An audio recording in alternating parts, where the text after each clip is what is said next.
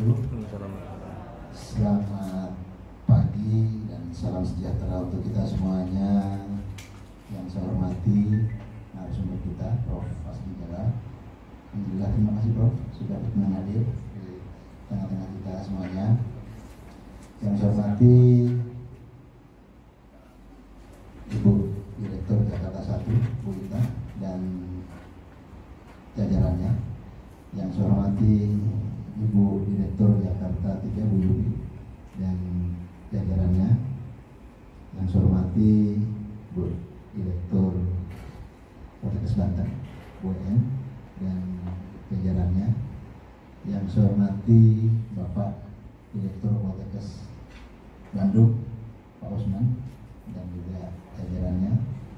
Yang saya hormati Ibu Direktur Poltekkes Tasik, Bu Ani, dan juga jajarannya. Yang saya hormati teman-teman wadir, teman-teman Afus, dan juga teman-teman ketua jurusan dari Poltekkes Jakarta 2 yang hadir di sini. Marilah pertama-tama kita panjatkan puji syukur kehadirat Allah Subhanahu wa Ta'ala, Tuhan Yang Maha Esa, atas berkah rahmat taufik dan hidayahnya sehingga kita bisa berkumpul di ruangan ini dalam rangka untuk menindaklanjuti keinginan kita bertransformasi dari Poltekkes menjadi universitas. Prof, perlu saya sampaikan bahwa mungkin minggu yang lalu kami Poltekkes Jakarta 1, 2, 3 dan Banten sudah berproses mengadakan pertemuan Poltekkes Jakarta 2 di Jakarta 3 di Pondok Gede, Bogor. Kami mengundang Prof. Zainal dari Fakultas Hukum Universitas Muhammadiyah Jakarta. Kami minta masukan paparan beliau gitu, termasuk salah satu rekomendasi beliau adalah kami mengundang Prof. Fasli yang untuk hadir di sini, dan kami yakin Prof. Fasli udah malang melintang di Kemendikbud, tahu regulasi kebijakan gitu. Karena buat kami di tataran bawah ini kami berproses untuk menyiapkan dokumen dan lain-lain, tapi kebijakan kami juga perlu dengar bagaimana kira-kira dari sisi kebijakan terkait transformasi dari Poltekkes untuk menjadi universitas. Lalu mungkin kalau dokumen-dokumen sih sebenarnya Permendikbud 7 2020 sudah jelas memang ya, kalau terkait dengan bagaimana itu di situ terkait dengan pembentukan, perubahan dan juga pembubaran pendidikan tinggi. Permendikbud nomor 7 tahun 2020. Yang saya hormati, Prof. Fasli punya waktu sampai kurang lebih jam 11 karena dulu akan ada acara setelah ini kita manfaatkan semaksimal mungkin acara tersebut, dan untuk itu saya akan bacakan sebentar biografi beliau. Pak Prof. Fasli ini adalah alumni kedokteran UNAN Andalas, lalu S2 dan S3-nya di Cornell University Amerika. Beliau sekarang menjabat sebagai rektor Universitas Trisakti, dan alamat kantornya di Jalan Suprapto, Cempaka Putih. Untuk nomor telepon, email jika Bapak Ibu memerlukan bisa menghubungi kami nanti. Untuk lebih hemat waktunya kami persilakan Prof untuk menyampaikan paparan. Silakan Prof.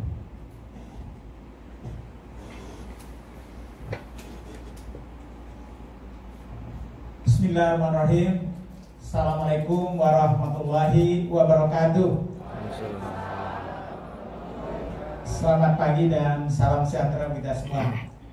Pak Joko, semua Direktur Politeknik Jakarta 1, 2, 3, Banten dan Tasikmalaya, Bandung ya, Bandung, dan semua bapak-bapak dan ibu hadirin dan hadirin saya muliakan. Saya menduga acaranya saya hadir mendengar rencana, kemudian mereka masukkan karena jadi tidak menduga bahwa ternyata fokusnya saya ya.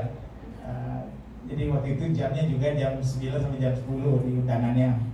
Tapi setelah bicara dengan Pak Joko tadi, saya menyampaikan sedikit dulu Saya lama membantu Pak Kirman, Profesor Kirman di Bappenas ya, 10 tahun. Dan 4 tahun itu, 4 tahun lebih lah, mungkin hampir 5 tahun adalah di Kepala Biro Kesehatan dan Gizi yang bertanggung jawab untuk semua penganggaran di Kementerian Kesehatan ya, termasuk waktu itu Badan Ketahanan Pangan, karena kita punya kementerian sendiri waktu itu, Kementerian Pangan. Nah, dalam konteks itulah saya banyak berinteraksi dengan dulu kan akademi ya, akademi gizi, akademi elektronik, akademi Kesling, macam-macam ya. Dan kemudian saya berkeliling ke banyak kampus ini ya, hampir sebagian besar. Dan satu yang paling ingat saya, siapa yang dari latar belakangnya keperawatan kebidanan, ada nggak? Ada. Pernah terlibat dalam program bidan desa? Pernah. Nah, itu adalah sebuah program waktu itu Pak Harto minta pokoknya kepada 3 menteri ya, Menteri Bappenas, Menteri Kesehatan, dan kemudian Menteri Keuangan, diberikan mandat bagaimana setiap desa di Indonesia punya bidan. Uang tidak ada masalah, formasi pegawai negeri disediakan kalau diperlukan, tapi untuk mereka bisa keluar dari formasi pegawai negeri dikasih jalur khusus, jadi namanya bidan kontrak ya. Tapi bidan kontraknya amat mewah. Waktu itu saya masih ingat, dokter 3A baru lulus, gajinya 120.000.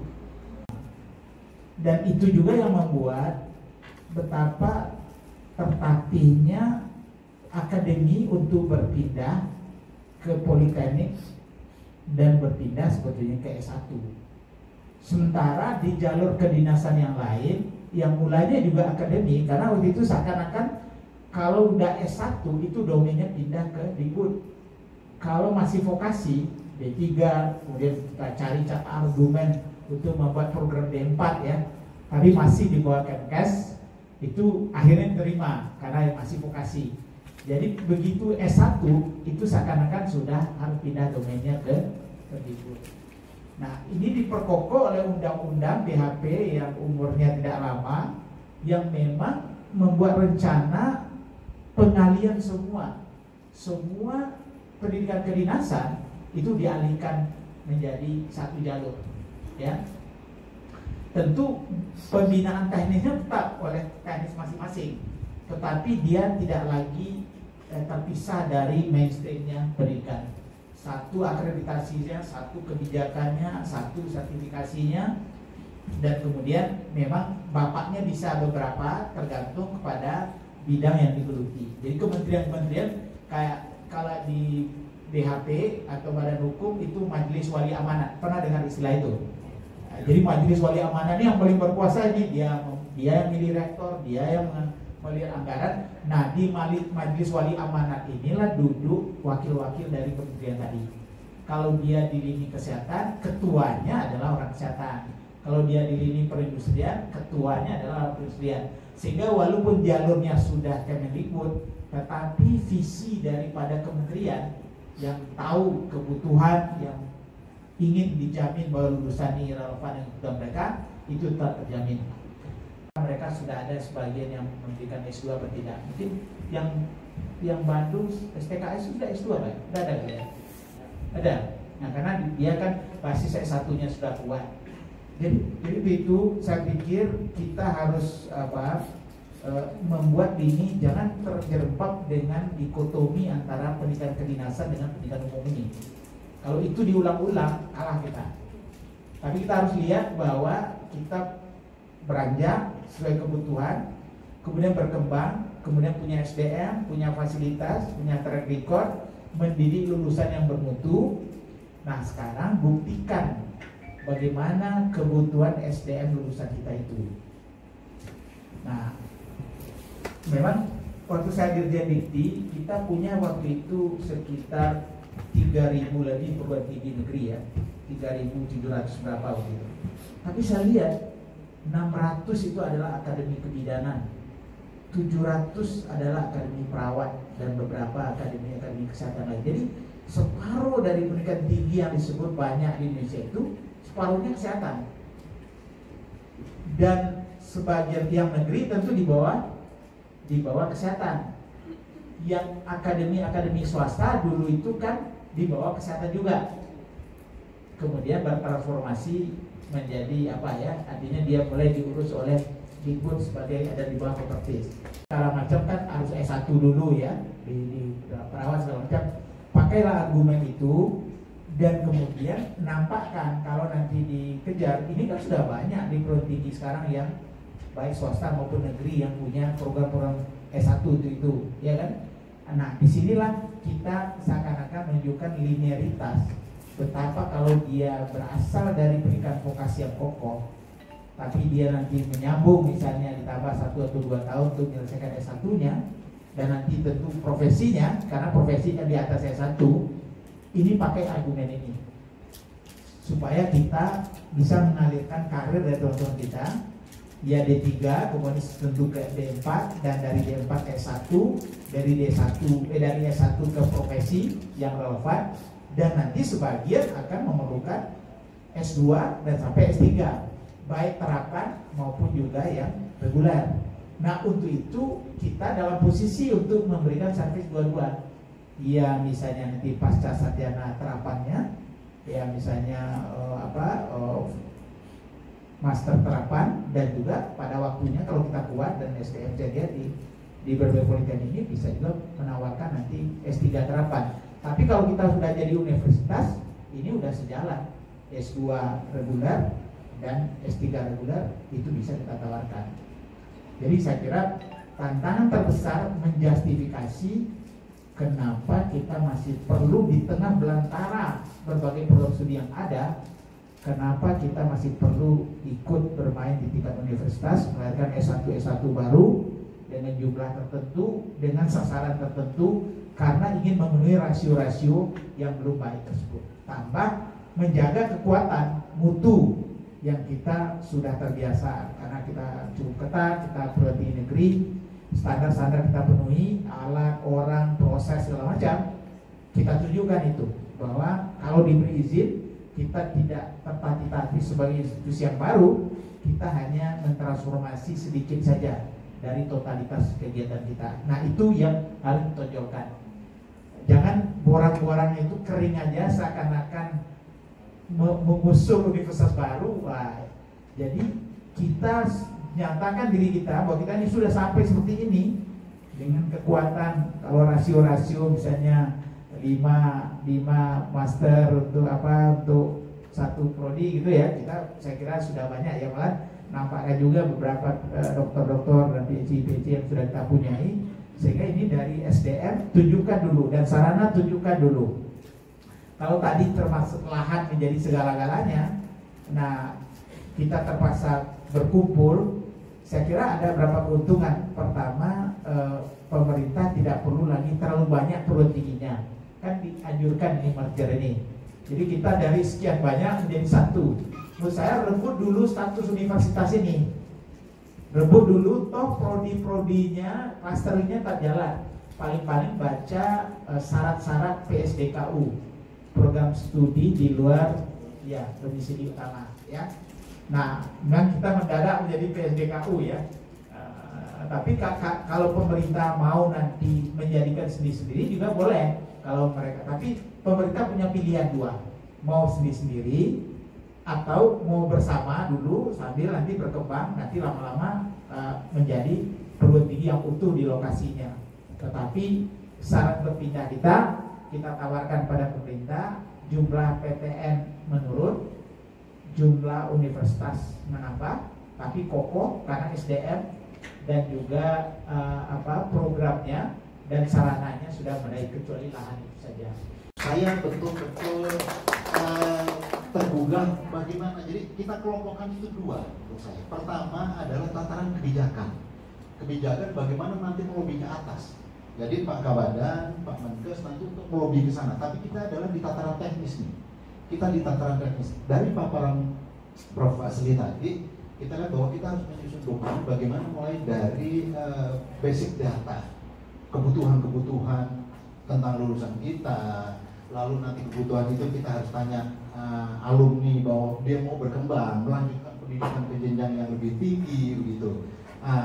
Saya berpikir begini, kita mungkin bagaimana bekerja ini membuat mungkin naskah akademik untuk meyakinkan berdasarkan tadi data-data itu tadi. Terus mohon maaf Prof, saya izin gitu minta mungkin Prof Fazli nanti menjadi konsultan kita, gitu, konsultan kita untuk mengamati naskah akademik yang kita buat itu nanti penekanan-penekanannya, poin-poinnya itu di sisi apa untuk nanti meyakinkan Kemendikbud, gitu. Karena sepertinya seperti itu, gitu. Bagaimana Kemendikbud bisa tertarik cara kita menyampaikan data, mungkin kita presentasi bahwa meyakinkan itu yang penting gitu.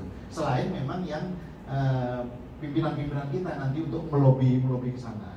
Berikutnya, Prof Fazli kan bagaimana lama berkecimpung di Kemendikbud, sampai tadi dibilang dirjen tidur staf beliau, begitu kan, saya yakin powernya ini luar biasa gitu loh di Kemendikbud gitu, sehingga izin loh Prof, saya bilang gitu. Jadi saya mewakili teman-teman, saya yakin teman-teman semua sepakat bagaimana kalau nanti coba kita berproses, nanti mungkin nanti kita paparkan apa yang sudah kita buat, atau nanti kita kirim dulu ke Prof Fazli gitu untuk coba dikoreksi penekanannya di mana gitu. Karena kita butuh orang yang mengarahkan gitu apa yang kita buat gitu kan, untuk ya penekanan ini jelas gitu, menuju ke ini daya ungkitnya ini jelas gitu. Karena saya yakin tadi mengalir sekali gitu bagaimana strategi untuk menyampaikan apa semuanya. Kemarin nggak ada yang keluar sama sekali gitu dari narasumber yang kita undang gitu.